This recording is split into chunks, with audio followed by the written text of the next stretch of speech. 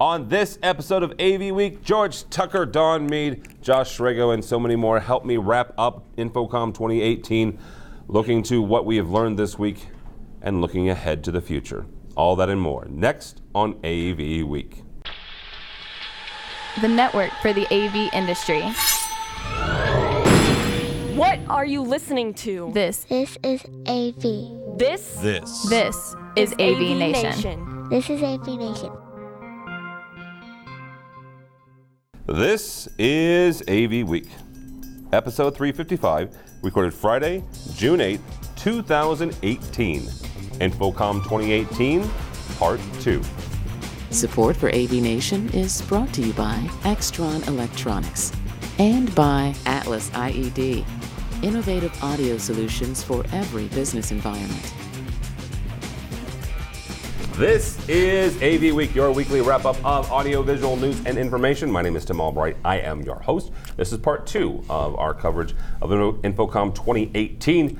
With me to talk about this and everything else we're going to talk about today is, first and foremost, Miss Dawn Mead. Welcome, ma'am. Hello. Thanks for having me, as usual. Well, here's the thing. Not for nothing, we had Bradford on in the first episode. His first InfoComm in probably, 2 or 3 centuries.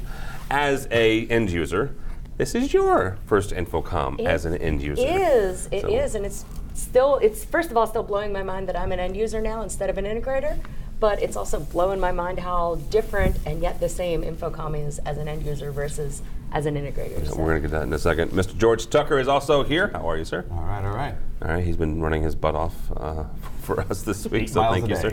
8 miles. And last but not least, Josh Shrego, the consultant du jour, and our buddy and pal. Thank you, sir. Oh, happy to be here. Always glad to share in this. You sound happy to be here. You sound happy. I'm a little Barry White at this point. He's a little like day. Eeyore. Yeah. Thanks for noticing me. Not that it matters, but... All right, Dawn, I'm going to pick on you just like I picked on Bradford. This is your first InfoComm as an end user. Yes, it is. I heard Bill O'Donnell recorded EdTech earlier today, and I want to say he said the percentage of attendees that were end users was 40%. Is that accurate, Bill? Yeah. 40%. I got it from Josh. 40% end users. Did you feel like part of the 40%?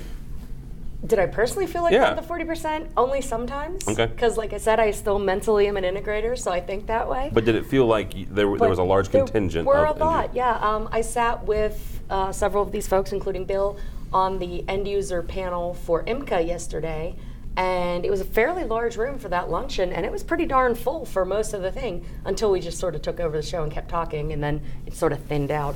But just people I've talked to and interacted with at the hotel, on the shuttle buses, at the parties, and on the show floor, there are a lot of end users, university staff, people like me that work for large corporations, people like me that work for large corporations that work for other customers. Yeah. There's a lot of us, apparently. I want to touch on something, because Bradford's experience, I want to see if it was similar to yours. His experience was because he had a green tag, and here at InfoComm 2018 this year, if you had a green stripe on your tag, indicated you were as an end user. When he walked up to people in their booths, they would not talk to him technically, right? You have that, and not for nothing, you were a female. The AV industry has a bad history of not taking female technical prowess seriously. So, did you experience anything where somebody wouldn't necessarily take your technical prowess seriously? Actually, I didn't, but I think I'm kind of a rare case. Okay. Because, as you know, and as people that have seen me walking around the show know, I've got 4 badges. Yes. So I've got an exhibitor badge, I've got a press badge, I've got an end user badge, which I am now, and I've got my speaker badge. Okay. And I put them on a ring so that I could just flip when I get to the booth which one I want them to scan, usually my end user badge. But because I've got all these badges, because they see that I'm a speaker, because I have my, hashtag AV loincloth worth of ribbons with credentials and things, I sort of come into the booth commanding enough that, hey, I know what I'm talking about, here's why, now let's talk about the technical stuff. Okay. And also, as I said at the women's breakfast to some of the folks at my table, of all of the STEM fields, despite our history, I maintain that AV is one of the most female-friendly and female-welcoming of the STEM fields. I have friends that are data scientists, computer scientists, lab coat wearing scientists. Yeah. All of them have horror stories that I just am amazed at, because the AV industry as a rule has been very welcoming to me as a woman, especially once I prove that I know my stuff, which is why I encourage young females in our industry to take classes, get certified, and know their stuff. So I didn't really have that experience, but I had a whole lot of things that indicated I wasn't your average bear. Okay. So All there right, you go. very good. Mr. Tucker, what are you taking away from this week? Well, I'll take away that interoperability. I think Steve mentioned it last week. I think that again, knowing about the threshold of the integrated life, that the IoT and the off-the-shelf stuff are becoming more and more of not just our residential, but our hospitality and like commercial experiences. And they're driving each other. And they're going to be this strange mixture of them wanting to interact and work the same, both where they were in a retail store as well as in the home. And I think that is going to cause a bit of a shakeup on how we manufacture these things, how we integrate them. It's like retail. Samsung had an enormous display there about interactive sales devices, digital signage that knew what you were doing, knew that you were approaching, knew that you had certain things with you. Pick up a pair of pants, it says, hey, you just passed the shoes and socks. These are probably a good match. Others like you have bought this, the Amazon effect. Yeah. So that I think really has a direct relationship. And to that end, in the staging area, we know that Christie has a AI project for Pandora's Box, that's a video mapping box. But in the staging area of the show, there's a product called Lightform. It basically takes a little projector and scanner reader, scans the area that you've told it to scan, maps the objects on them, and with a Photoshop-like product, lets you modify them and then maps patterns and images over them. $6.99 direct to the person. Wow. It's IoT, it's wireless. It has IFTT at the moment, but they're working on more examples. But IFTT is pretty darn simple. You know, if then that, if this then that, kind of stuff. It looked really good, and the live demo was pretty amazing. All that power packed into a tiny little box that mounts on a projector. Yeah. It was Not really for nothing, cool. Lightform was on my short list of cool things I Yeah. saw at the show too. It's right there. There you go. Josh, you were a part of the Integrated Life class on Tuesday. Yes, specifically on the interoperability plan. That's actually. why I'm bringing that up. It was fun. It was fun. It may have been contentious, I think is the adjective I was I told. wouldn't call it contentious. Well, you I can wanted ask popcorn. both of these wonderful other Dawn panelists. with popcorn, apparently. Yes. Yes, there was a popcorn eating moment, yes. Absolutely. Yeah. I don't think it was absolutely contentious as it was. There was a disagreement, and they were civil about it. You obviously disagreed, but well- and I don't mean just you. The two, you and the other individual. Yeah, there was a few disagreement points about interoperability and some of the directions and some of the concerns about it. In particular, voice was a concern, and I make no secret of my stance on some of those issues in regards to Just in privacy. case anybody has never heard your stance, clarify it, please. Basically, it just boils down to the issue of privacy when it comes to installing microphones in a home. And when you're putting in a device like an Alexa, you are opening up an environment that somebody can capture, somebody can listen, and it's starting to become a more common occurrence to note that that information is not necessarily just going to Amazon, it's also starting to become apparent that it's not just on keywords. That information has slowly been leaking out over the last few years. And I raised that concern, and of course, trying to play the trump card of, well, we always have a phone on our persons. We're always capturing each other's audio all the time, and it's to which my response was effectively, well, yes, you're proving my point. Of if there's open microphones in an environment, I can leave my phone at home. But if I walk into some environment of somebody's home, or in particular, if I start putting Alexas in an office, or financial institutions, accounting firms, law firms. Which is, just for the record, which is something Amazon is already starting to do. They wrote a blog post last November touting that, Yes. touting those relationships. How the SEC lets that happen, I have no idea. And it's the concerns over that and how you have to advertise that caused some of our biggest disagreements that required the moderator to, in probably the most diplomatic thing I've ever seen of, you can respond when he's done. Bless her, that moderator was a queen. She Yes. took care. Yeah, but she's Parks and Associates did a great job putting Yes, that they on. did. I want to give Yeah. a lot of accolades to them for putting on a wonderful event. that day, and pulling in a lot of heavy hitters for those conversations.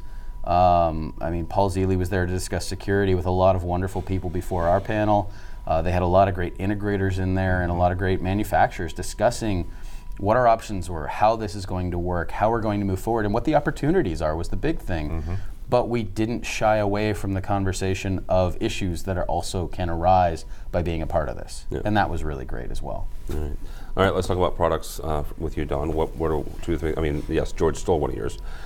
That's okay. I have a list. Okay, so hit me with 2 or 3 things that were phenomenal enough for you to take back home to your office, which again you're an end user now. Well, I had 2 different classes of things that I was writing down, things that were just the incredible wow factor of, oh my God, that's awesome, and things that I can use this tomorrow, or I can start specifying this tomorrow. The cool wow factor, a couple that we saw last year but came again with improvements, Hypervision, the 3D laser looking thing, the incredible pixel pitch on the silicone, direct view LEDs, LG, oh my God, you and me both. Yes, we're big fans of OLED. Fanboy, fangirl. They just keep improving this year. Their clear screen OLED, amazing. And of course the giant Sony screen. I mean, they're Sony and it's giant and woo. I mean, you can't argue with that. But except it when it ships, we'll get more excited. Well, when it ships, and if there's ever actually a use case for a giant Fargan screen. But the things that I was excited about, and a lot of people probably didn't even know they were there this year. Every year they make a big deal of their innovation pavilion, and usually there's like a dozen or more companies, and they're vying, and there's always like the cool AV products and the things that aren't. This year it was very small. It was tucked out of the way back in the corner of the North Hall. There were only 7 companies there, but this year there was no fluff. Every one of the companies, Gig Gear, ScreenSpace, Toshineer, Opticon, Invict, Digisat Plus, and Layer Logic were products that were like truly innovative, truly solutions. Layer Logic, I told those guys, they basically have a box that you can plug in HDMI to, turns any touch display into a collaboration screen. You can bring in, your laptop, plug in. It'll put them all 4 on the screen at once. You can annotate on each other's things. You can open one, pull it up full screen, and the annotations go back onto your computer. So it solves a solution. It's almost like a mini version of an oblong mezzanine, but just for in-room use. Okay. Very cool, cost-effective, total solution for the huddle spaces where you want collaboration in a big corporation when you don't have budget for mezzanine in every room, for instance. They were amazing. ScreenSpace is a digital signage solution. Invict has, it sounds like a weird name. They have a system that you can plug in. It's a software thing. You set up your own server for storage, and this little box with the software, it will set a timer on it, and it'll record your meeting. It does automatic transcription as you go, real-time transcription. Obviously, machines can't get everything right. We know from Dragon and some of the other voice recognition things, but it also will provide you during the meeting or right after the meeting, if you choose, your choice, the audio transcript part and audio recording so that you can proofread it. And instead of waiting 2 weeks and paying a crap ton of money for transcription, it's right there, and it allows you to put in keywords, and it records the time of all of those words, so that if you need to go back and edit the video or reference a certain thing, it's badass. Okay. Sorry for the language. No. It's badass. And to Don's point, that several companies have tried that with limited success. No, it's very this year I'm glad that they weren't voting on a winner of the Innovation Pavilion because I could not have chosen. Yeah. There were, I plan to pitch Layer Logic when I get back to my company. I plan to talk to the right people about Invict. They had a different company had a simultaneous translation product. I mean, it was just amazing. I bought a pair of the Gig Gear tech gloves for for working in racks and working in staging and rigging and stuff. Awesome stuff. Yeah. So I think that we're finally, even though we're not as big as we were in the Innovation Pavilion, we're really being innovative. It's kind of condensing it down to actually usable stuff. And the very last super cool thing, right before I came here, I was almost late because I was up in the air. I took part in InfoComm. They had a company called C2 here doing innovative experiences, and they basically had these little swings. They took a group of 6 of us up in the air, I don't know how many feet. I wasn't asking because I'm afraid of heights. It was about 15 to 20 feet. 15 to 20 feet in the air, sitting on these little swings, swinging our feet, and having a discussion about creativity and technology and the evolution of things, and just me and some total strangers. And it was really cool. I wasn't afraid at all of the heights, even though I'm scared of heights. Yeah. And it was really refreshing. So that's the kind of experiences we want to, I've said on our podcast last week, experience is not just the big wow whiz bang factors. It's, can your CEO go in and work the room without having it fail? That's an experience that they're looking for. Yes. But when you see some of the whiz bang things, I see where VIX is. I'm down. All right. So. All right, George. Sorry. What are you taking away from this week? What's whether it's a product or an idea or a feeling from this week? All right, well, like I said with the products, and again, if I had to choose a winner, mine would be Lightform, just because it crosses everything that we do. It's staging, it's integration, it's So cool. commercial. It's really cool. I have video. I'll show you. The second choice I had is something very interesting from RTI, Remote. I can't remember what the full name is. RTI, Remote Technologies Incorporated, a streaming box that is a transceiver that will do up to 32 devices simultaneously. Has built-in scalers, built-in down mixing, has Wi-Fi capable for throwing it across if you don't have a cable. They didn't give me a price, but they said dealer cost would be minimal. It looks real good. I saw it in action. It's interesting. I can't wait to see it ship, they say, next month. Okay. So even when I was talking about it, the engineer even came out, oh no, the engineer's here, and was very eager to talk about it. So they have that. I mentioned it earlier, the Samsung Magic Info. Again, all that tying in of technology. They also have software that does the analytics in real time. Are you male, female, all those things that they need to see, and they can register as they were walking in the booth. How many male, how many female, how long did they stop, what did they look at? It was really cool technology that I find very fascinating, that might draw even me into a retail environment, but has lots of options for any of those home uses of identifying who's doing what and how you can have personal preemptive settings, etc. Yeah, getting Tucker into a store is no, it's it's damn near impossible. All right. And the other thing though is, did anyone look at that? I'm going to make a funny one. The Sony booth. Yeah. Did anyone look at the content management system that was on the outside? No. There's stark white. It was all surgical imagery on there. I think it was retinal surgery, which is why I stopped, because my fascination with that stuff. And I looked at it, I'm like, oh, that's pretty bold for pointing that out. Yeah. It was all little pictures, but they would then blow them up, and it was really high res. That was the idea, the really high res capabilities for the surgical and medical applications. It was cool, but I just thought that was very bold to do. Yeah. All right, Mr. Schragle, we'll give you the last word. What's going to be your memory of InfoComm 2018? Oh, that's an unfair question. This will likely air whether or not this goes in it or not, but yeah, I mean, for me to say to myself after 15 years, I was an end user, I was a manufacturer, I was an integrator, and I've been a consultant. I've sat on every side of this industry. There is brilliance in so many people, and I know better people at manufacturing than me. I know better people that are engineers.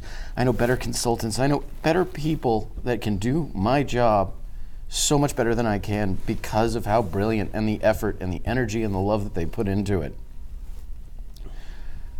That I found the best thing I can do, and what I'm taking away from this show is that I made the right decision to take a leap of faith and move on to something else for a little while. That being said, we are still facing a problem with technology and the evolution of where we're going, in that we get so close to delivering the solutions that are being asked for. Take, for example, the Avenue Alliance announcement of Milan, and the epic failure of how that's been delivered as news, with the complete and total success of what it actually is. It's a true interoperable solution, not just in our world, but in an IEEE standard that is now going to have a control platform on top of it. That is so meaningful beyond us. That takes compare that to what BACnet IP has been for so many years to a building. Now you can get an actual universal platform that can let multiple industries be interoperable. It's not about having a Dante chip in it anymore. It's about having an IP address that can talk to any other IP address. Simultaneously, we're also moving ourselves farther and farther away from the devices in buildings at all, because now we're seeing more and more soft codecs. We're needing that translation software, that translation hardware to allow us to be interoperable across multiple codecs and still operate with one device without having to have an interim PC.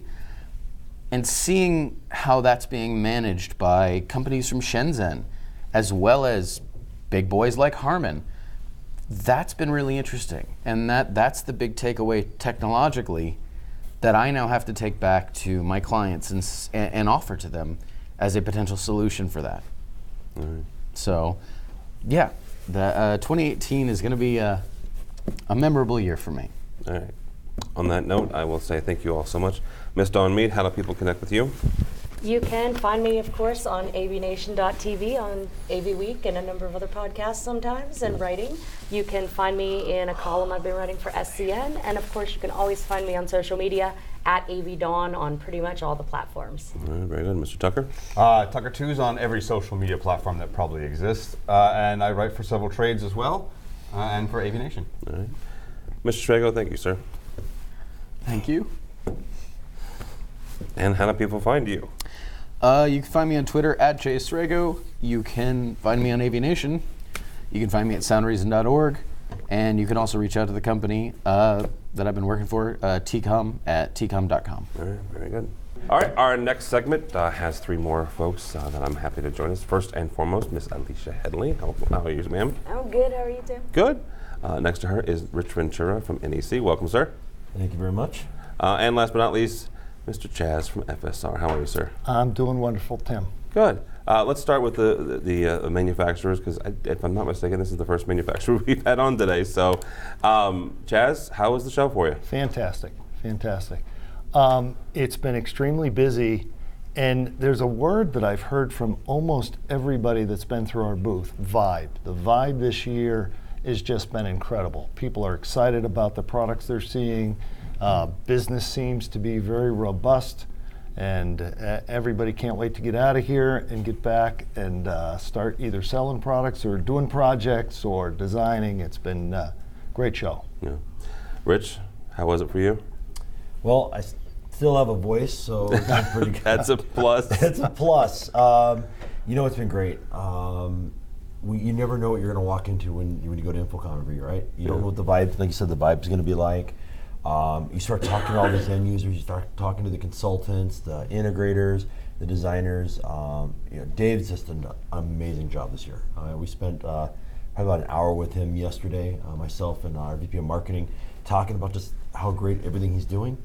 And a lot of stuff that I talked to him about just not that long ago at ISE, he's put into place. Yeah. Talk about all the different experiences that were going on. Manufacturers were challenging each other to one-up each other. Which was great to see. Not only the manufacturers that compete against each other, but manufacturers that work together. Yeah.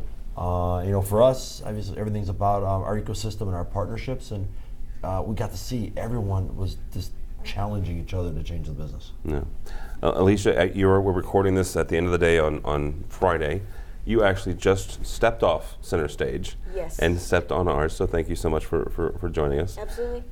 What was your experience like, just not only as a tech manager, but also as somebody who was a speaker at center stage? Busy. Okay. Busy for sure.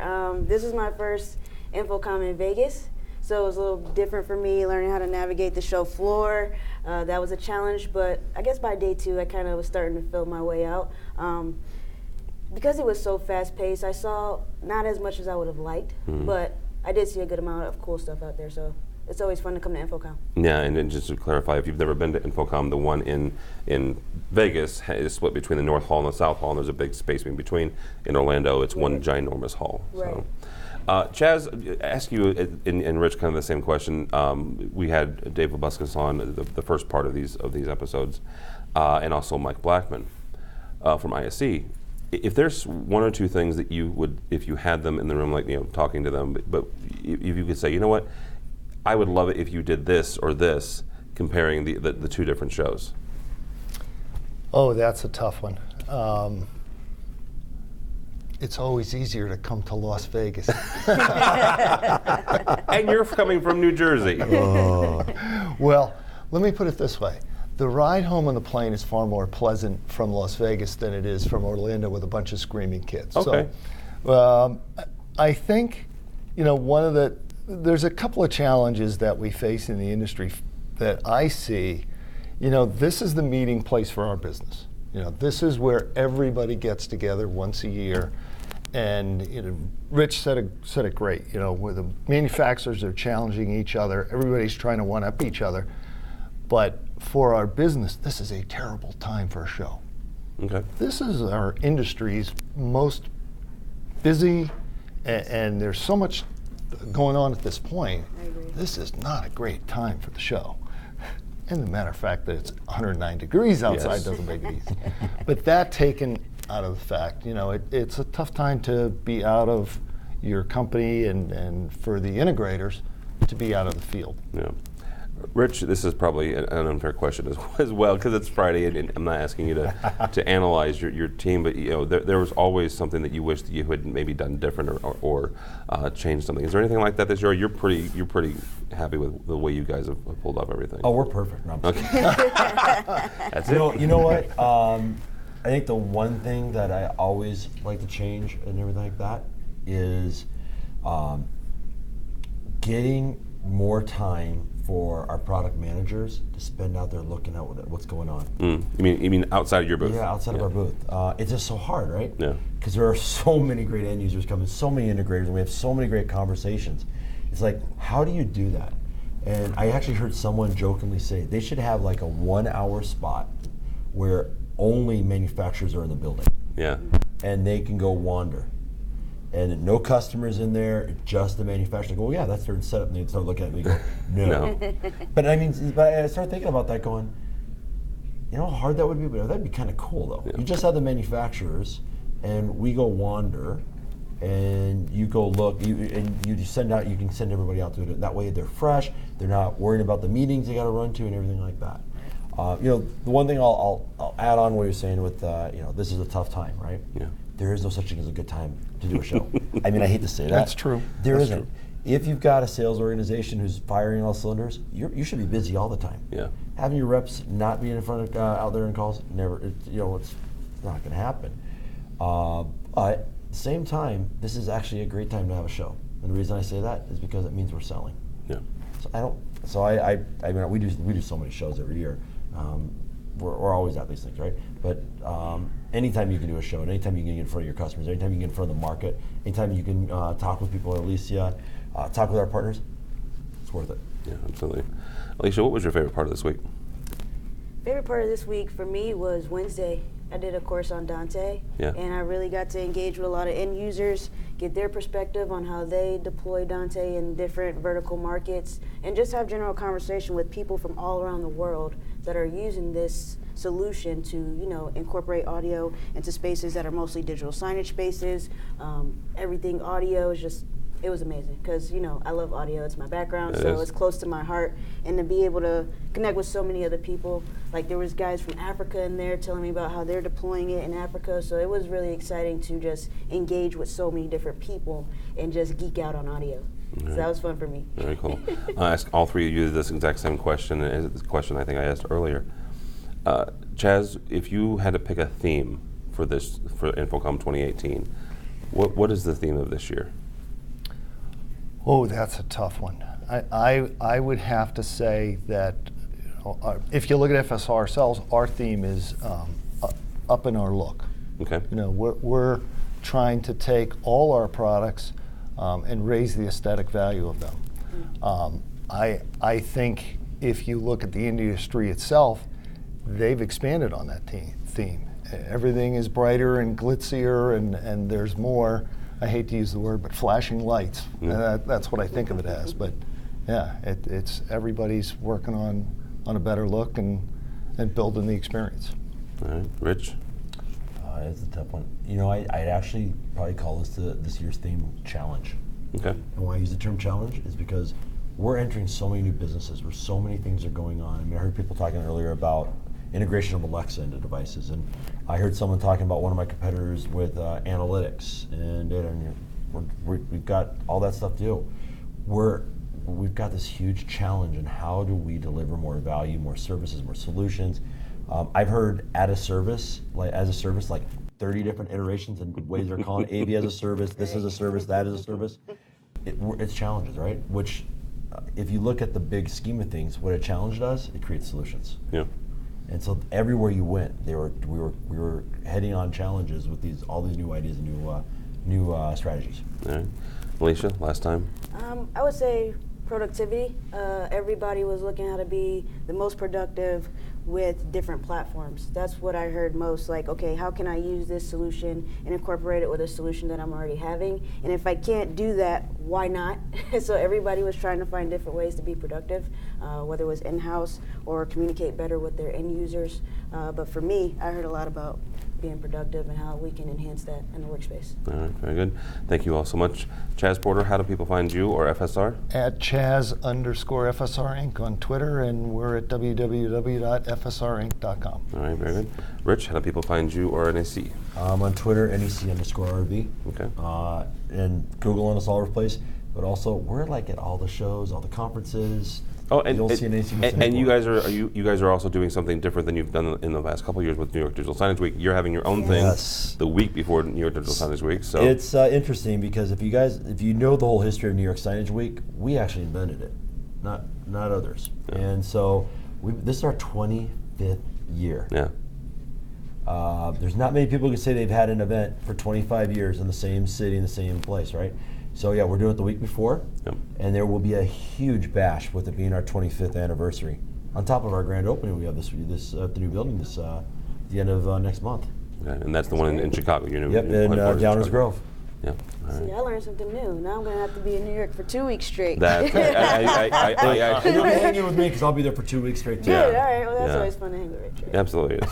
All right, Alicia, how do people find you? Of course, at The Smooth Factor, everywhere. Twitter, Instagram, my website, thesmoothfactor.com. All right, very good. Thank you all so much. My name is Tim Albright. Don't follow me, but go by the website, please, AVNation.tv. AVNation.tv, you'll find this program and a host of others. Before we get out of here, I do want to say thank you to a bunch of folks. Liz, who has been our coordinator this week, she's been fantastic, keeping me in line. Brian McKinney and Bill O'Donnell on camera. Mr. Tucker, Mr. Greenblatt. Actually, Phil Cordell did some videos for us. A.B. Dawn did some videos for us. And also a bunch of other folks. So thank you all so much for that, for a great week.